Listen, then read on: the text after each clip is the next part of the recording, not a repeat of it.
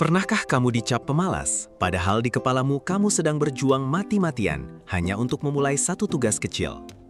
Orang-orang di sekitarmu mungkin melihatmu sedang duduk santai, menatap layar atau kertas kosong tanpa melakukan apa-apa. Namun mereka tidak pernah tahu badai apa yang sedang terjadi di dalam pikiranmu. Setiap detik yang berlalu terasa seperti beban berat yang menekan dada.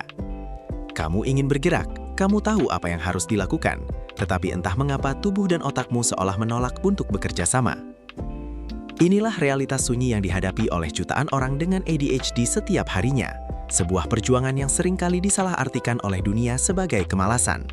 Mari kita luruskan sebuah kesalahpahaman besar. Apa yang selama ini dunia sebut sebagai kemalasan pada orang ADHD, dalam dunia medis sebenarnya dikenal sebagai disfungsi eksekutif. Bayangkan otakmu adalah sebuah perusahaan besar, dan fungsi eksekutif adalah sang direktur yang mengatur perencanaan, fokus, dan tindakan. Pada otak dengan ADHD, sang direktur ini sedang tertidur atau tidak memiliki jalur komunikasi yang baik dengan divisi lainnya. Akibatnya, tugas yang paling sederhana pun bisa terasa seperti mendaki gunung tanpa perlengkapan. Ini bukan tentang tidak mau melakukan, melainkan tentang ketidakmampuan neurologis sesaat untuk mengubah niat menjadi sebuah tindakan nyata. Kelumpuhan tugas atau task paralisis ini ibarat sebuah tembok tebal tak kasat mata yang tiba-tiba muncul tepat di hadapanmu. Kamu bisa melihat dengan jelas tujuanmu di seberang sana. Kamu mengerti setiap langkah yang harus diambil, namun kamu tidak bisa melangkah maju. Ketika orang lain dengan mudahnya berkata untuk sekedar mulai mengerjakannya, mereka tidak menyadari bahwa bagi otak ADHD, instruksi tersebut bagaikan meminta seseorang untuk berlari, padahal kedua kakinya sedang terikat erat. Label pemalas yang disematkan oleh masyarakat bukan hanya keliru, tetapi juga menghancurkan rasa percaya diri dan meninggalkan luka emosional yang sangat mendalam. Stigma negatif ini memaksa individu neurodivergen untuk terus-menerus menutupi jati diri dan kesulitan mereka agar bisa diterima oleh standar masyarakat yang kaku. Proses ini sangat menguras energi mental dan fisik. Kamu harus berpura-pura semuanya baik-baik saja, tersenyum dan mengangguk, sementara sistem sarafmu berada dalam kondisi kelelahan ekstrim. Kemalasan sejati adalah sebuah pilihan sadar untuk tidak melakukan apa-apa dan merasa nyaman dengan hal tersebut. Namun bagi penderita ADHD, tidak melakukan apa-apa seringkali disertai dengan rasa bersalah yang tak tertahankan, kecemasan akut, dan siksaan batin karena merasa tertinggal jauh dari orang lain.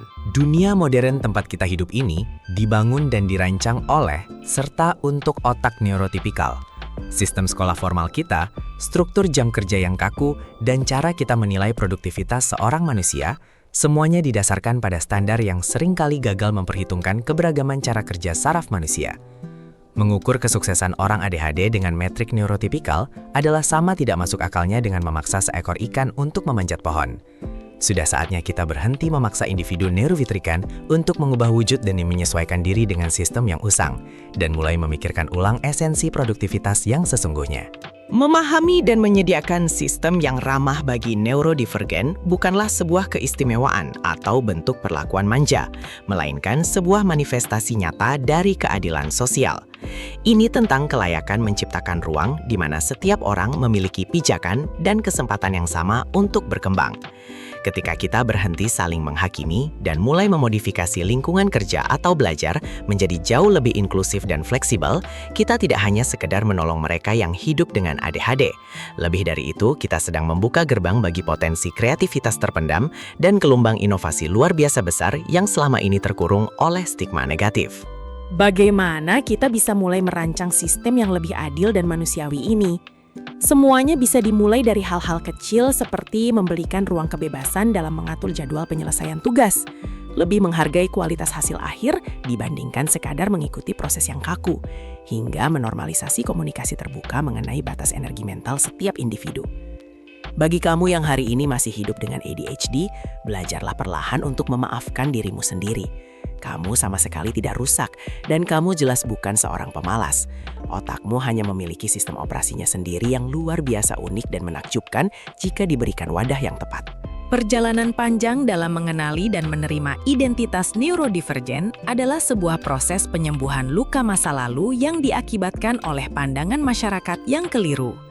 Jika selama ini kamu merasa berjalan sendirian dalam kesunyianmu, ketahuilah bahwa banyak jiwa di luar sana yang mengerti persis setiap tetes perjuangan yang kamu rasakan. Mari kita ubah narasi usang ini bersama-sama mulai hari ini. Berhentilah menyebut mereka malas dan mulailah merayakan cara kerja pikiran manusia yang penuh warna. Tetaplah melangkah tegak sesuai dengan ritme kecepatanmu sendiri, karena di lintasan kehidupanmu, kaulah sang juara yang sebenarnya.